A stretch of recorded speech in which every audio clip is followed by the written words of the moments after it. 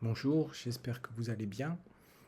La dernière séance, on a regardé le business model Canva et on s'est plutôt interrogé de façon interne si en gros on avait les moyens de faire ce qu'on voulait ou si c'était pas le cas, ce qu'on pouvait faire, soit adapter ce qu'on voulait faire, soit voir comment on pouvait avoir des moyens empruntés.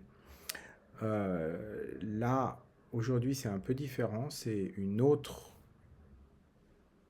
vue sur le marché avec beaucoup plus de recul. On n'en est pas encore à regarder vraiment notre future place sur le marché avec un positionnement très précis. C'est pas ça qu'on va faire aujourd'hui.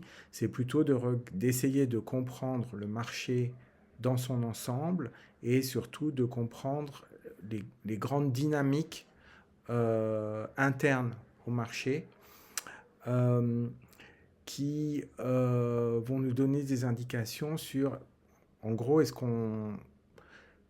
quel type d'armes il faudrait pour se battre sur ce genre de marché. Donc, on va utiliser pour ça un outil qui classique aussi, qui s'appelle les 5 forces de Porter. Je ne vais pas faire beaucoup de théorie parce que les fondements théoriques de cette matrice sont compliqués et je ne les maîtrise pas forcément. En revanche, comme un outil appliqué, il est assez intéressant. Donc en fait, je vais vous la présenter très brièvement et ensuite on va regarder un exemple appliqué sur le marché de la formation continue. Alors le schéma de Porter, donc ça illustre les rapports de force au sein d'un marché. On va reparler un peu des limites de ce marché après. Mais en gros, il met en évidence 5 forces. Donc, le carré du milieu, c'est ce qu'on appelle les concurrents sur un marché et les forces qu'il va y avoir entre elles, et les forces de compétition notamment, c'est la rivalité entre firmes existantes en compétition sur un marché. Ensuite, à droite et à gauche, on va avoir d'un côté, à droite, le pouvoir des clients et à gauche, le pouvoir des fournisseurs. Et en fait, ce n'est pas des pouvoirs absolus, c'est des pouvoirs relatifs. Et le pouvoir des clients, en fait, c'est le pouvoir de négociation des clients. Et ça va se jouer. Qu'est-ce qui va définir ce pouvoir? Beaucoup en tout cas. Est-ce que ces clients sont très nombreux ou est-ce que les achats sont très concentrés? Et est-ce que les gens présents sur le marché sont très nombreux ou au contraire très concentrés? Supposons qu'il y ait beaucoup de clients, de petits clients et très peu de firmes présentes sur le marché.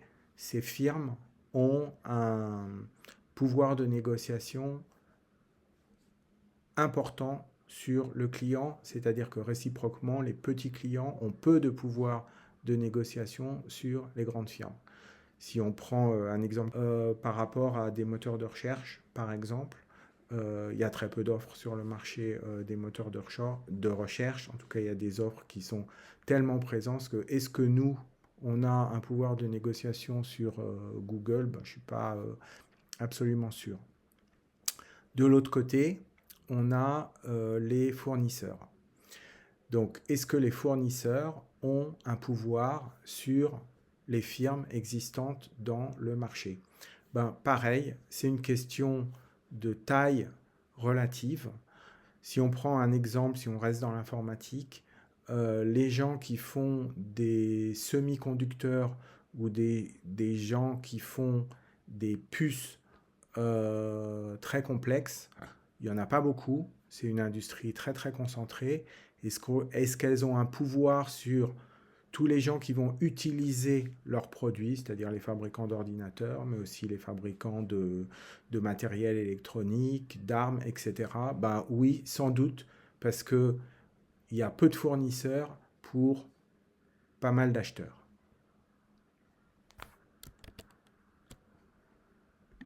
il y a encore deux autres forces qui jouent sur la dynamique d'un marché. Il y a en haut ce qu'on appelle les nouveaux entrants, c'est-à-dire des gens qui ne sont pas encore sur le marché, mais qui pourraient y rentrer. Et ça dépend beaucoup de ce qu'on appelle les barrières à l'entrée sur un marché, c'est-à-dire que est-ce qu'il y a des choses qui empêchent ou qui rendent plus compliqué l'entrée de nouveaux acteurs sur un marché. Alors ça peut être des investissements, on n'entre pas forcément dans la sidérurgie par exemple, en tout cas pas du jour au lendemain, mais ça peut être aussi des règlements. Par exemple, le fait que si on prend les radios, dans les années 80, les radios en France, il y a une loi qui a libéré et qui a, alors c'était pas totalement anarchique, mais en tout cas qui a facilité l'accès de nouveaux acteurs à l'émission de radio. Et donc il y a plein de petits acteurs, c'est de cette époque-là que date Énergie, etc. Mais il y en a eu en bas il y a ce qui s'appelle les produits de substitution.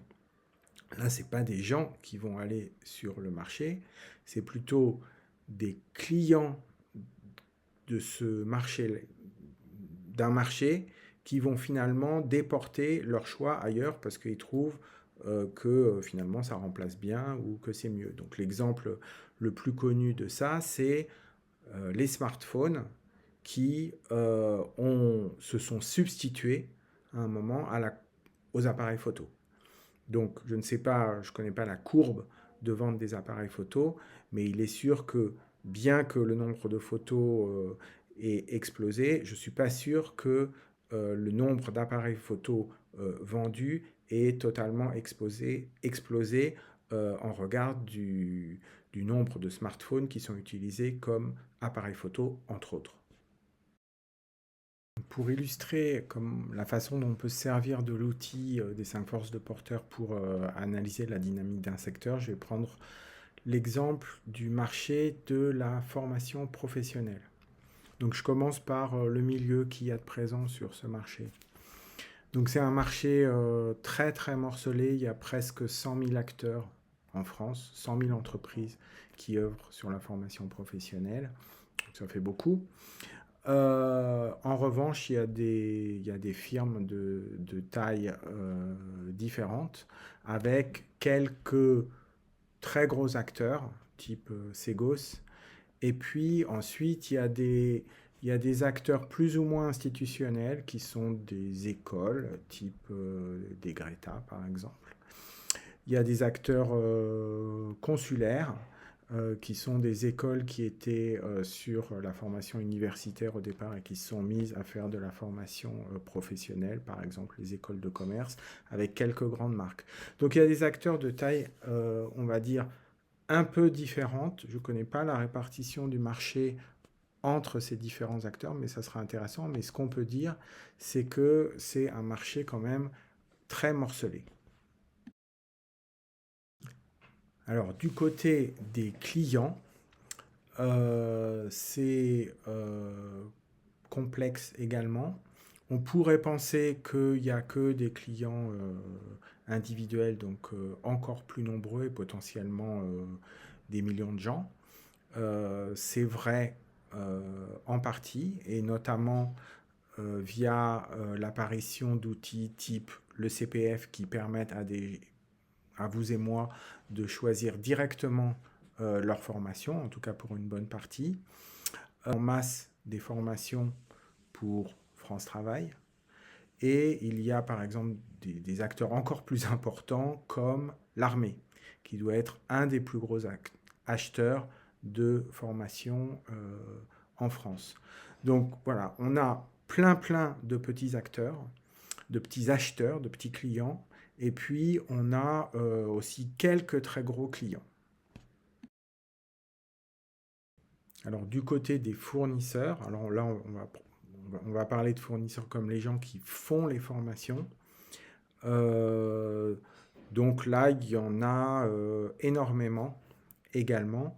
Il y a très peu de barrières à l'entrée pour être fournisseur d'organismes de formation.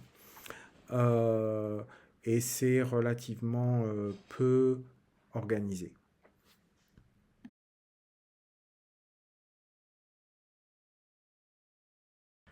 Voilà, et puis aussi il y a des nouveaux entrants tous les jours, parce que c'est pas un secteur avec des énormes barrières à l'entrée.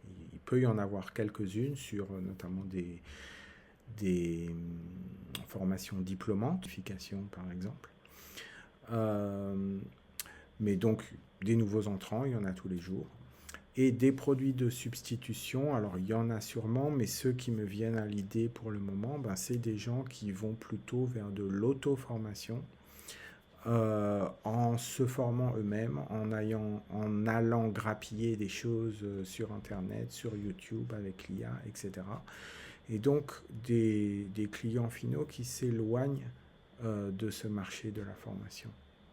Au final, qu'est-ce qu'on peut tirer à la lecture de ce schéma pour une entreprise qui s'intéresserait à ce marché de la formation professionnelle? Ben, c'est un marché relativement complexe quand même, malgré les apparences. On ne peut pas en tirer de conclusions très générales en disant voilà, c'est relativement simple, il y a des clients qui sont hyper morcelés et puis il y a des fournisseurs qui sont hyper morcelés. Et si on est dedans, donc du coup, si on est dans ce marché, ben, on devrait pouvoir s'en sortir parce que ben, on a des pouvoirs de négociation des deux côtés. C'est pas exactement ça, puisque les clients sont un peu plus structurés que ce qu'on pourrait attendre. Qu'il y a énormément de concurrence au sein de ce marché. Effectivement, du côté des fournisseurs, il n'y a pas trop de force. En revanche, au niveau des nouveaux entrants, ça reste un marché assez ouvert. Donc, on a des nouveaux acteurs qui arrivent sans arrêt pour augmenter la concurrence. Il y a aussi beaucoup de gens qui font faillite parce que c'est un marché difficile. Mais bon, donc il y a un renouvellement important des acteurs. Et par contre, il y a des pressions assez fortes de la part de produits de substitution. C'est une des raisons qui font que ce marché est à l'intérieur et pour les quelques gros acteurs assez structuré autour de marques. Donc ça peut être des marques agrégateurs type Segos, donc qui vont jouer sur ben, la réassurance que procure cette marque. Bon, c'est un choix sûr. On se dit que s'ils ont choisi des formations, s'ils ont choisi des formateurs, ils doivent savoir ce qu'ils font. Ça joue aussi au niveau des écoles qui là jouent sur leur marque. On avait une bonne réputation en formation supérieure. Ben, on doit fournir un produit a priori correct en formation professionnelle, etc. Donc c'est un marché pas si simple que ça. Et sans parler des évolutions continuelles de législation